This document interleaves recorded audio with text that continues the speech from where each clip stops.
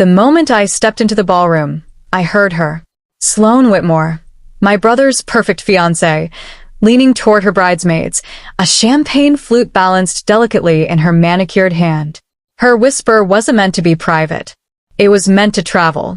"Oh, great," she said lightly, like she was commenting on the weather. "The stinky country girl is here." The laughter followed immediately.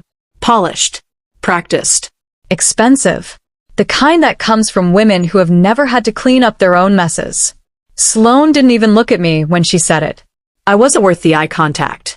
To her, I was just an aesthetic problem. Something that had crawled in from a small town and threatened the symmetry of her perfect engagement party. I stood there, just inside the entrance of the ballroom, letting the words hit me without reacting.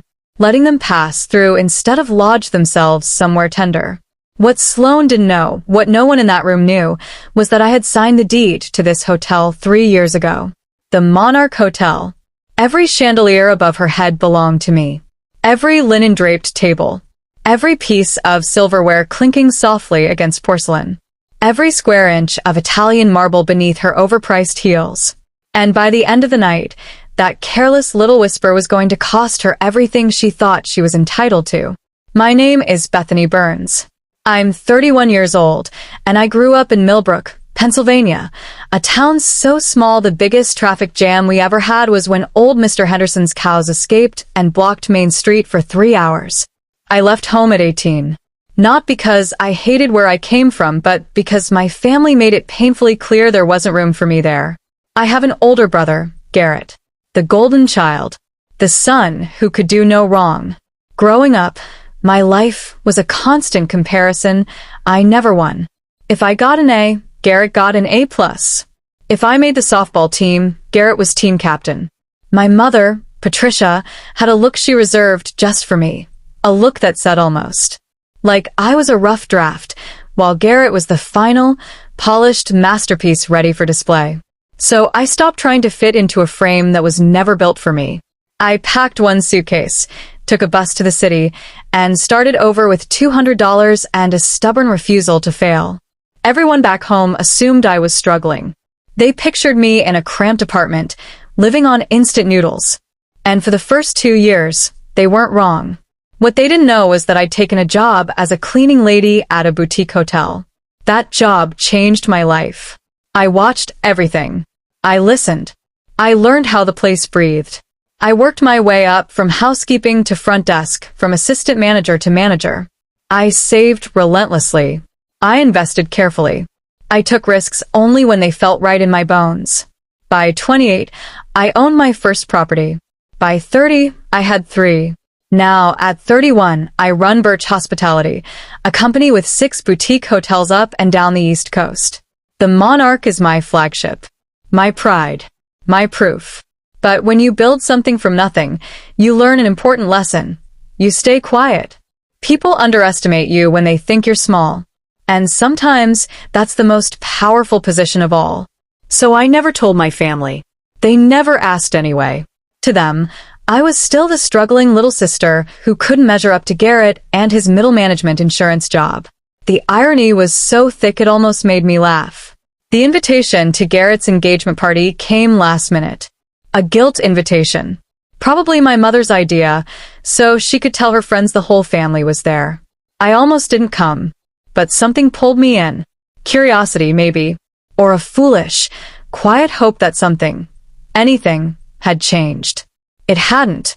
I stood in the entrance of my own hotel, wearing jeans and my favorite boots, my hair still carrying a faint scent of the countryside because I'd driven through Millbrook on the way here. I wanted the reminder. I wanted to remember exactly where I came from. My outfit probably cost more than everything Sloane was wearing combined, but you wouldn't know it by looking. That's the thing about real money. It doesn't scream. You can take the girl out of the farm, but you can't take the farm out of the girl. Though you can take the farm girl's money straight to the bank. Across the room, my mother was holding court, smiling tightly while bragging about Garrett's wonderful fiancé and their wonderful future. Garrett stood beside Sloane, glowing like a man who thought he'd won the lottery. He had no idea he was holding a losing ticket. Sloane finally glanced my way. Her smile was sharp, thin as a paper cut. I was nothing more than an inconvenience. A blemish on her perfect evening. That was fine. Let her think I was nobody. Let them all think it. I learned a long time ago that the best revenge isn't loud. It's patient. It's quiet. It's watching people dig their own graves while they're too busy looking down on you to notice the shovel in their hands. I smiled back at Sloane, walked to the bar, and ordered a drink. My staff knew better than to acknowledge me. Wesley Crane, my general manager, caught my eye from across the room and gave me the slightest nod. Everything was running smoothly. Everything was perfect.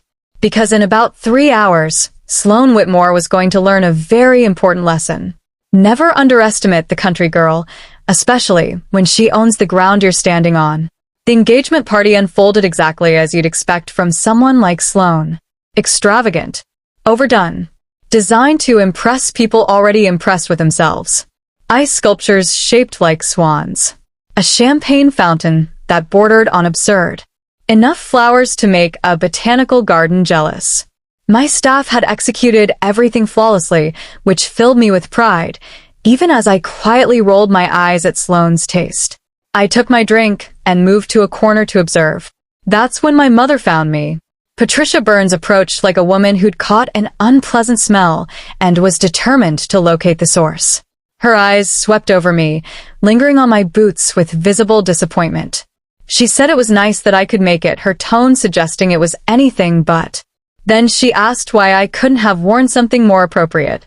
Sloane's family, she reminded me, was very refined. She stressed the word like it was a concept I should study. I told her I came straight from work and didn't have time to change. That part was true. I just didn't mention that work meant running a multi-million-dollar hotel. And as my mother pursed her lips in quiet judgment, I realized something with absolute clarity. This night wasn't about fitting in anymore. It was about watching the truth surface, one carefully timed moment at a time. And that moment was closer than anyone in that room realized. My mother sighed. It was the same sigh she'd used my entire life. The one that said, "You're exhausting, but I'll endure you." She told me I should at least try to make a good impression on the Whitmores, then slipped back into the crowd, already smiling again, already performing. 20 seconds. That was all it took for me to feel 12 years old again. Standing in a kitchen I could never keep clean enough, failing to meet a standard no one ever bothered to explain. I watched Sloane across the room, air-kissing her way through a cluster of guests. The woman had kissed more cheeks tonight than a politician at a county fair. Every movement was intentional, every laugh calibrated. She wasn't enjoying herself, she was managing an image. Her parents stood nearby, Franklin and Delilah Whitmore. Franklin was a large man with a red face and the kind of confidence that comes from either real success or very good acting. Delilah was thin and immaculate, draped in jewelry that caught the light every time she moved. They looked wealthy. They moved like wealthy people.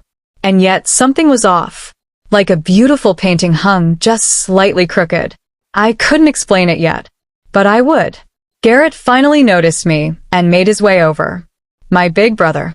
3 years older, still looking at me the same way he had when we were kids, like I was something he'd tolerated rather than chosen. He said he was glad I could come. His eyes were already drifting past me. He asked if I'd met Sloane yet. Said she was amazing. "I've seen her," I replied. I kept the rest to myself. He nodded, already scanning the room for someone more important. Then he said it. Mom gave Sloane Grandma's necklace as an engagement gift. Wasn't that generous of her? Sloane absolutely loves it. The air left my lungs. Grandma's necklace. The antique pendant my grandmother had promised me, specifically, deliberately, before she died. She'd held my hand, her skin paper thin, her voice steady, and told me it was for me because I was her dreamer, her fighter, the one who would make something of herself. My mother had been in that room. She knew. I looked across the ballroom and saw it immediately. There it was, resting against Sloane's collarbone, glittering beneath the chandeliers like it had always belonged there. My inheritance. My memory. My proof that someone once had truly seen me. The DJ cranked the music louder, the bass vibrating through the floor. My teeth rattled. If I wanted that kind of discomfort, I would have gone to the dentist. At least there, I'd leave with a free toothbrush. I excused myself from Garrett and headed for the restroom, needing space, needing air. That's when I passed Franklin Whitmore in the hallway. He didn't see me. His phone was pressed tight to his ear, his face strained, the confidence gone. I slowed. "We need this wedding to happen," he said, low and urgent. "The Burns family has money, enough to cover our situation." He paused, listening. "We just have to get through the ceremony," he continued. "After that, everything will work out." He hung up and turned back toward the ballroom, his salesman's smile sliding into place like a mask. I stood frozen.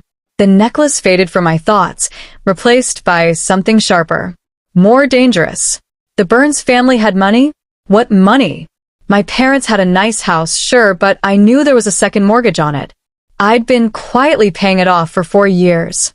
Garrett had a decent job. Nothing extraordinary. There was no family fortune. So, why did Franklin Whitmore think there was? And more importantly, what exactly was their situation? I spent the next hour watching the Whitmores the way a hawk watches a field mouse. Once you know where to look, the cracks become obvious. Franklin checked his phone constantly, his jaw tightening every time he read a message. Delilah's jewelry was impressive, but she touched it often, almost nervously, as if afraid it might vanish. And Sloane, perfect, polished Sloane had a hunger in her eyes that had nothing to do with love and everything to do with survival. Then it clicked. For the past 4 years, I had been sending money to my parents anonymously through Birch Hospitality. Every month, payments arrived to cover the mortgage, utilities, medical bills. When my father needed knee surgery, I paid for it quietly without my name attached. I didn't want gratitude. I didn't want questions. I just wanted them safe. But my parents didn't know it was me. And somewhere along the way, my mother had decided it must be Garrett. Of course she had. In her version of reality, her golden child was secretly providing for them, being the successful, responsible son she'd always believed him to be. I could practically hear her bragging to her friends. "Garrett takes such good care of us. The money I earned, the sacrifices I made." And Garrett got the credit. The irony was so thick it could have walked into the party and ordered its own drink. So the Whitmores did their research. They saw a house with no visible mortgage payments. They heard Patricia boast about her son's success. They saw what looked like hidden wealth, and they aimed straight for Garrett. Sharks smelling blood in the water. But there was one fatal flaw in their plan. The money wasn't Garrett's. There was no family fortune. They were chasing a mirage. And when the truth came out, my family would be left standing in the wreckage, unless someone intervened. I found Wesley Crane near the service entrance, clipboard in hand, overseeing the catering staff. When he looked up and saw me, his professional expression softened. "Everything okay, Ms. Burns?" he asked, then caught my look and corrected himself. "Bethany, I need a favor," I said quietly. "I need background information on the Whitmore family. Business records. News articles. Anything." Wesley didn't ask why. That's what I respected about him. He nodded once and said he'd see what he could find. He was already pulling out his phone as he walked away. I returned to the party, forcing my face back into something neutral. Acting normal was getting harder by the minute, because something told me this engagement wasn't just built on love and lies. It was built on desperation. And desperation always makes people sloppy. I just had to wait long enough for them to prove it. That's when Sloane found me. She appeared at my side like a designer-dressed ghost, perfume expensive, smile so sweet it could give you cavities. She suggested we talk, just the two of us, to get to know each other better. Her hand slipped onto my arm, warm and familiar, like we were old friends. I let her guide me toward a quiet corner near the restrooms. The moment we were out of earshot, her smile vanished. Not faded, evaporated. Like it had never existed at all. She told me she knew about me. About the money, the monthly payments, the anonymous generosity. She said she couldn't understand it. Why would someone who can barely afford their own apartment, she asked lightly, send money to a family that doesn't even like them? My jaw tightened, but I kept my face still. She tilted her head, studying me. Then she smiled again, slow, cruel. Unless, she said, I was trying to buy their love. Trying to prove I was worth something. Pathetic, really. She leaned closer and told me Garrett had explained everything. How I'd always been jealous of him. How I couldn't handle not being the favorite. How the family only tolerated me out of pity. Her words were rehearsed. Polished. Like she'd practiced them in the mirror. She straightened, smoothing her dress. She said she was going to marry Garrett. Become part of this family. And honestly, she thought it would be better for everyone if I just stayed away. Nobody would miss you, she said softly. Then she called me dead weight. She patted my arm like she was consoling a child and walked away. I stood there, breathing slowly, letting the sting settle into something colder. Something sharper. Sloane thought I was broke. She thought the money came from Garrett. She had absolutely no idea who I was. It was like watching someone brag about their rental car to the person who owned the entire dealership. Honestly, if arrogance burned calories, Sloane Whitmore would have been invisible. Wesley appeared at my elbow, pulling me out of my thoughts. He handed me a folder, his usual calm rattled. You need to see this, he said quietly. His face was pale. I opened a folder right there in the hallway. Financial records. Court filings. News articles. The more I read, the colder I felt. The Whitmores weren't just in debt. They were being investigated for fraud. Their so-called real estate empire was a house of cards built on lies and other people's money. 6 months away from bankruptcy. 6 months away from federal charges. This wedding wasn't about love. It was an escape plan. I took the folder down to the parking garage, needing privacy. The overhead lights flickered like they were just as stunned as I was. The documents painted an ugly picture. Franklin and Delilah Whitmore had been running a Ponzi scheme for years. Investors poured money into developments that either didn't exist or were wildly overvalued. Early investors were paid with later investors' funds. The oldest trick in the book. But the book was closing. Auditors were circling. Investors were asking questions. Federal investigators had opened a case. They needed an exit. Fast. Enter my brother Garrett. I could see the logic, twisted as it was. Find a family that looked wealthy. Marry into it. Use the connection to stabilize their reputation, or at the very least, have somewhere to hide when everything collapsed. They probably planned to drain whatever assets my family had before disappearing to start over somewhere else. What they didn't realize was that my family had nothing. The house was mortgaged. Garrett's salary was average. The only real money coming into the Burns household came from me. And I could shut that off with one phone call. The Whitmores were about to discover they'd targeted the wrong family. And when they did, they'd abandon Garrett faster than rats fleeing a sinking ship, leaving my brother shattered and my parents humiliated. Part of me wanted to let happen. Let my mother feel the consequences of giving away my inheritance without a second thought. Let Garrett learn what it felt like to be used and discarded. But I couldn't do it. As much as they'd hurt me, they were still my family. Garrett was still the boy who taught me how to ride a bike, even if he'd forgotten that somewhere along the way. My mother was still the woman who stayed up all night when I had chickenpox, even if she later decided I wasn't worth remembering. Family is complicated. You can love people and be furious with them at the same time. You can want to protect them even when they don't deserve it. So, I made a decision. I was going to expose the Whitmores. I was going to save my family from a disaster they didn't even know was coming. And I was going to do it my way. I called my lawyer first. Rebecca Thornton answered on the second ring, despite it being 8 at night, which is exactly why I paid her what I did. I explained the situation and asked how quickly she could verify the documents. Give me an hour, she said. Next, I called Naomi Delaney, a forensic accountant I'd worked with years earlier. Naomi could read financial records the way some people read faces. I sent her photos of the key documents and asked her to dig. 40 minutes later, Naomi called back. Her voice was tight, with excitement. You're right, she said. Textbook Ponzi scheme. Then she paused. But here's the interesting part. She'd searched the Whitmore name in other states. Found something in Arizona. 5 years ago. Same pattern. Same scam. Different names. She asked if I was ready. I said I was. Naomi took a breath. The bride's real name isn't Sloan, she said. It's Sandra Williams. The parents weren't her parents. They were partners. Long-running con artists who'd been doing this for at least a decade. Different identities. Different targets. Same game. I sat in my car, the folder heavy in my lap, and I started laughing. I couldn't help it. These people had more identities than a Hollywood actress had ex-husbands. Sandra. Sloan. And suddenly I wondered, which name was she planning to disappear under next? And more importantly, how long before I made sure she never got the chance?